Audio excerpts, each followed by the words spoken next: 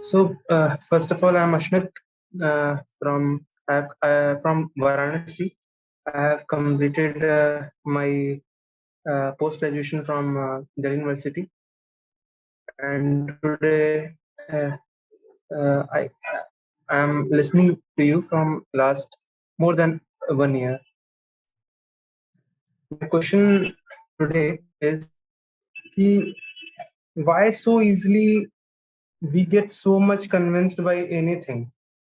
Few of my family members and friends follow things like energy healing, and other spiritual teachers just because they sound spiritually convincing, or scientifically convincing, or logically convincing.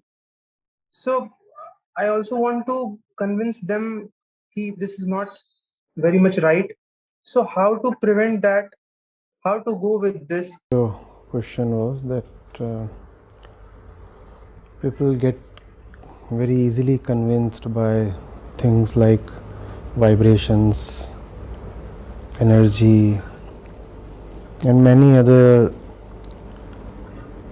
superstitious and pseudo-scientific terms, concepts, theories. And you asked, why does that happen? Am I right? Yes, sir. Right. Why does that happen, and how can we convince those people, and how can we make them more? How can we make them understand what is right, and what should be done in this? See, if we can Kind of understand fix. why that happens, we'll also know whether to convince, how to convince, when to convince, etc. Right? First of all, let's go into what that thing really is. You see, we do not lead lives of truth. I'll start from something that's very real, very close, very obvious, and very intimate to us. No theories, please. That's the first thing in spirituality. Start from where you already are. Begin from what you already know. Begin from something that is beyond dispute. So, if we look at ourselves, if we look at our lives, and for sure we do exist, otherwise that this conversation wouldn't have been taking place. So, it's beyond dispute that you and I exist, and those who speak to you, the ones you are referring to, they too exist in our frame of reference. How do we exist? When you look at the life of the common man, how does he exist? Does he lead a life of great sharpness, understanding, equity, depth, insight? Do we really understand anything? Forget about whether we understand what real spirituality is about. Do we understand why we move in a certain way, why we work in a particular place, why we make a certain decision, why we enroll in a particular course, why we marry a particular person, why even we are fond of a particular color or a particular trouser or t-shirt or something? We just move about in a haze, and we have become very accustomed to hazy vision and random movement, so much so that it stops bothering us after a point, and we lose the very inclination to question it. The urge to know, very curiosity, the spirit to question is just lost. Also, after a point in life, we develop stakes in falseness. Are you getting it? Questioning then becomes dangerous. If you question, then the falseness of something you might be heavily invested in would be revealed to you. And when that falseness would be revealed to you, you will be forced to withdraw your investment, or it would be exposed that your investment has gone waste. We do not really have the courage to face that kind of a reality. Who wants to come to know that what he has invested his last 10 or 20 or 40 years in is just a wastage? So we let the false continue, prevail, and even pretend to be the truth. And that becomes our default mode of functioning. Are you getting it? So we start leading false lives altogether. It's not just that in spirituality we are mistaken.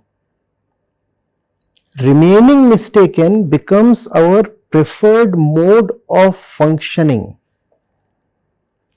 Our very mind, the consciousness itself becomes mistaken at its very center.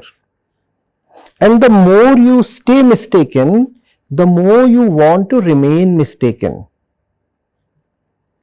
Because now your world is nothing but a world of your mistakes. And you are attached to your world, right? You want to proclaim that you are a man of effort and success. If you are attached to your world and your world is one of mistakes, then you are actually attached to your mistakes, your inebriation, your inner haze, your nebulous decisions. And you don't want to call yourself out. You say, let the status quo continue. Why rock the boat? Why create disturbance? Why disrupt what is going on? So we become status quoists. We think that we are just letting our haze and our ignorance continue in one aspect of our life, but as we just said, it becomes a default mode of functioning. Irrespective of what we are doing, then we lose the faculty to inquire and question. Even if we are now out to buy bananas, it becomes beyond us to really inquire deeply. You might be thinking this to be trivial. No, it's not. The one who has lost the sense to inquire, the one who has lost all love for truth, is not going to really inquire in any situation of his life. So all kinds of lies, deceptions, falsenesses will dance around him and he'll happily entertain them. Right? So this is the now ecosystem in which a fraudulent spiritual teacher emerges. Now this teacher is sharp to an extent, at least sharper than the common man. He gets up, he looks around and he says, all this entire population around me is so ready to be fooled. They are begging to be cheated. In fact, they are already living very blind lives. The moment is ripe for me to ascend and dominate their minds. And so he ascends very steeply. He has caught your weak nerve.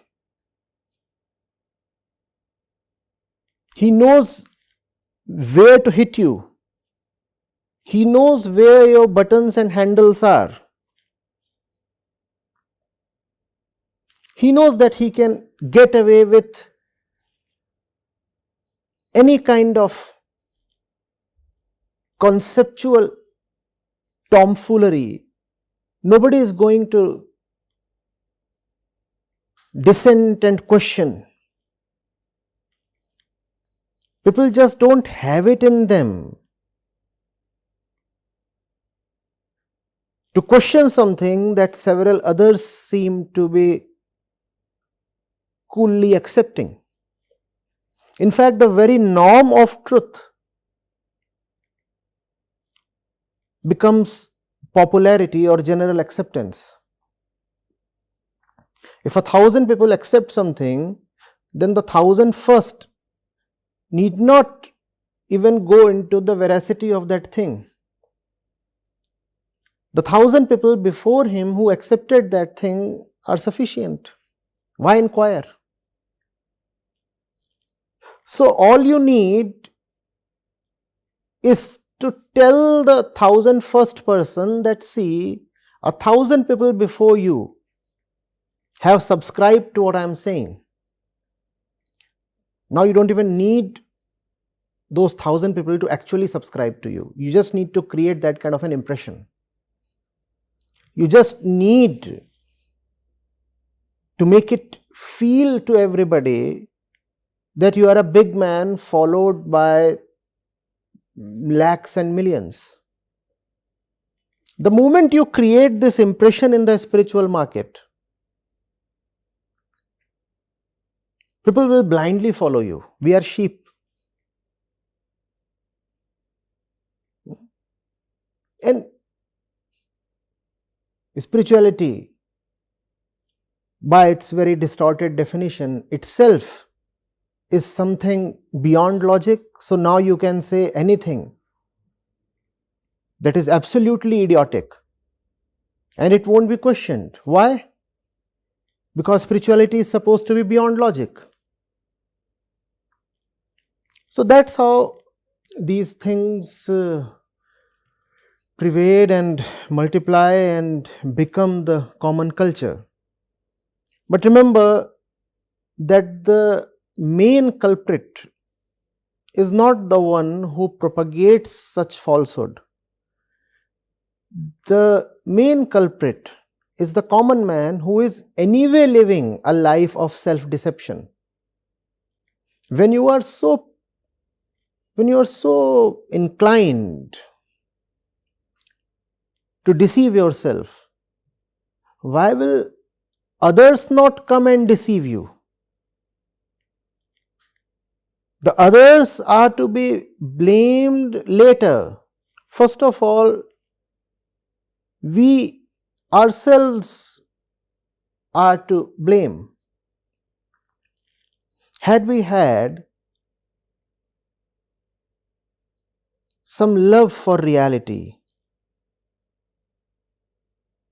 some spine against falseness, then such charlatans wouldn't have arisen at all in the first place.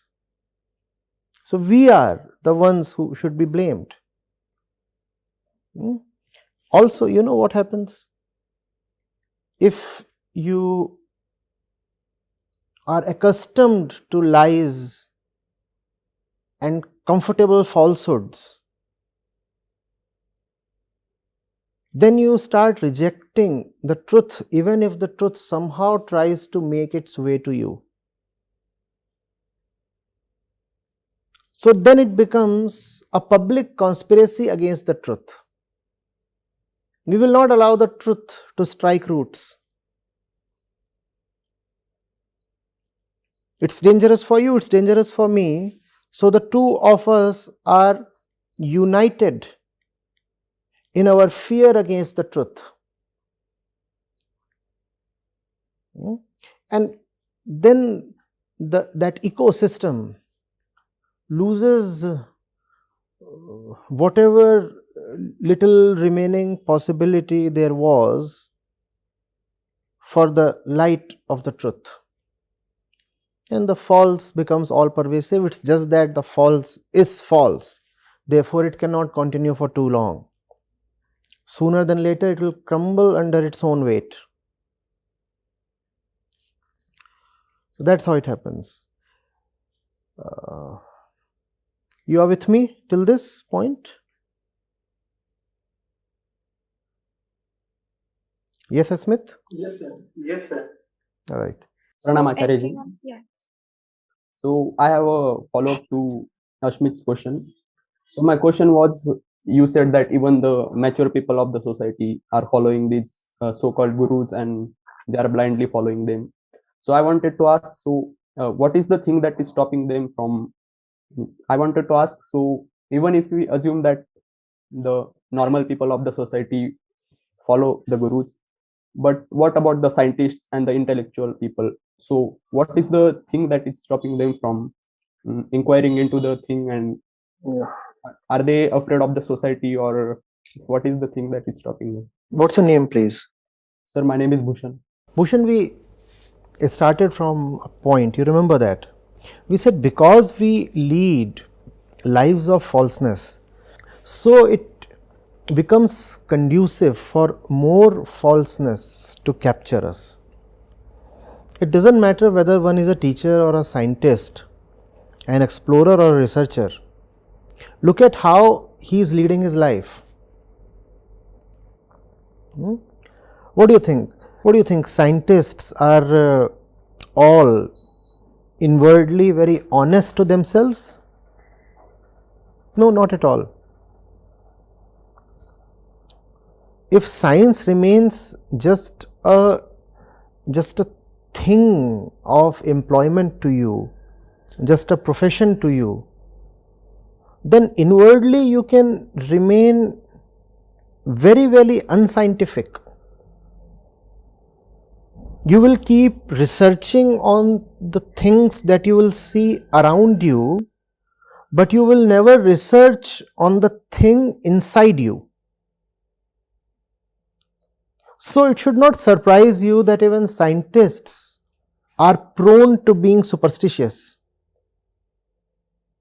And you will be amazed at the kind of superstition you might find in the scientific community.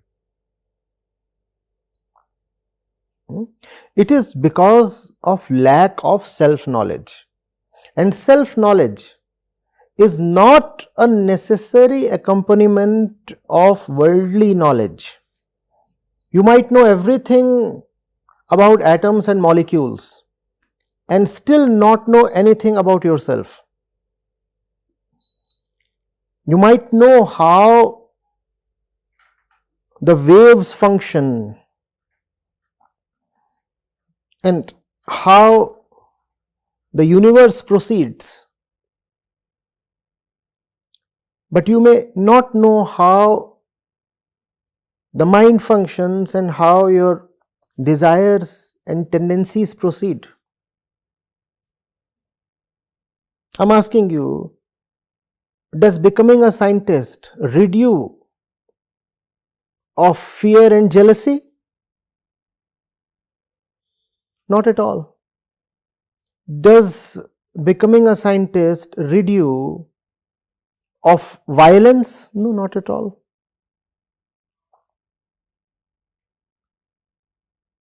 So, this is a superstition that if you are trained in science, you will be automatically liberated of superstition. Not true. Being trained in science just gives you a little more ammunition to avoid superstition. But whether or not you will use that ammunition still depends on your inner tendencies. Yes. And knowledge of those inner tendencies is not contained in any book of science. That has to be done through rigorous self-observation. So do not think that these are two ends of the spectrum. Science and superstition. No, not at all. In fact, science and superstition can very comfortably coexist within the same person.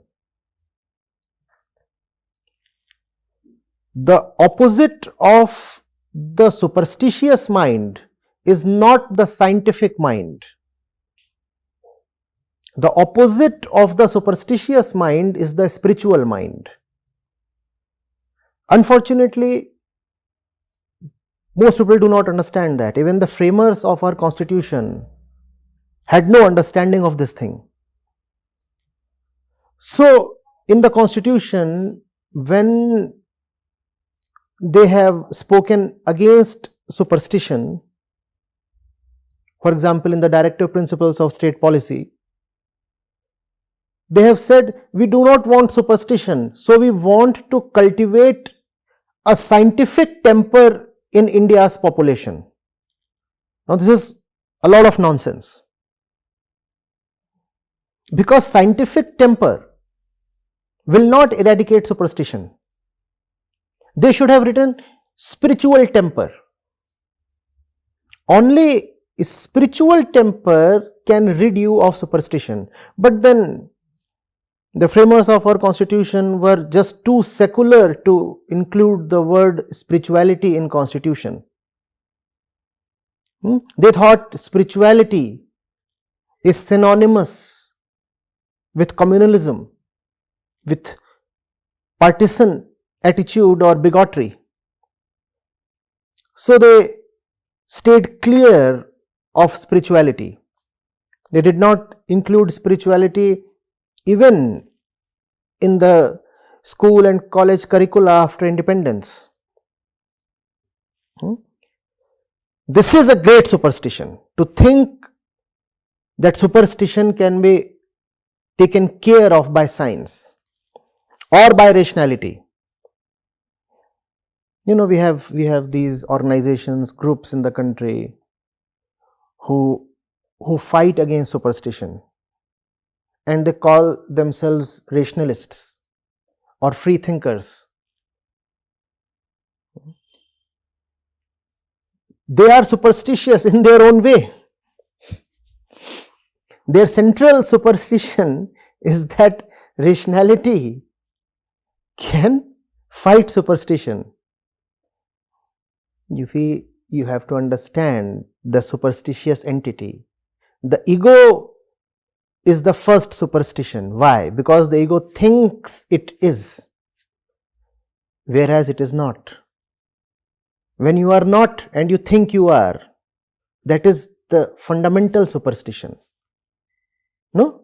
Superstition is to believe in something that does not exist. The first thing that does not exist is the ego itself, but it has a great belief in its own existence. So the ego is bound to be superstitious because it itself is the first superstition. But we don't want to get into these things. We become afraid. The constitution was being framed at the time when religious hatred and passion and tempers and violence in the country were very, very high. There was a lot of bloodshed. So these educated people became very afraid of religion. They said, if we talk of religion, then again there will be bloodshed. They did not understand the difference between religion and spirituality. They did not know the difference between a belief system and inquiry. What you call as religion is just an organized belief system. Believe in this, believe in that. Whereas spirituality is just an invitation to inquiry. There is hardly anything common between frozen belief and youthful inquiry. Getting it? Just do not think that by being well educated or well read or thoughtful, you have liberated yourself of superstition. Most people live in all kinds of superstition because they have no self-knowledge, and I said the ego is the first superstition. As long as the false self remains, the mother superstition remains. But you know, it boosts the ego to call that illiterate tribal superstitious. Why? Because he believes in gods and goddesses and magical powers of that great old tree. So you say, oh, he is so superstitious. He believes that the trees can speak. He believes that that particular rock can do some magic. But look at your own life. You chase a man or a woman and you think that that rock can do some magic for you. How are you not superstitious? Thinking that a rock can weave magic is superstition. But thinking that a new job can do magic for you is not superstition.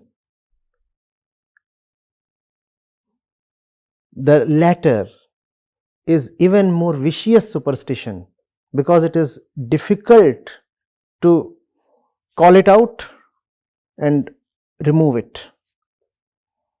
Something is outside of you, you can easily wipe it away. When the thing is inside of you, it requires courage to pluck it out. Yes, sir. Is it an easy yes or a difficult yes? It is a difficult one. Oh. Never say yes easily. Never. Your default should be no. I'm not asking you to never say yes. I'm saying put a premium on acceptance. Your acceptance must come at a price.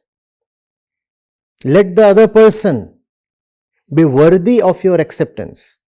Only then must you say yes. And then your yes is solemn.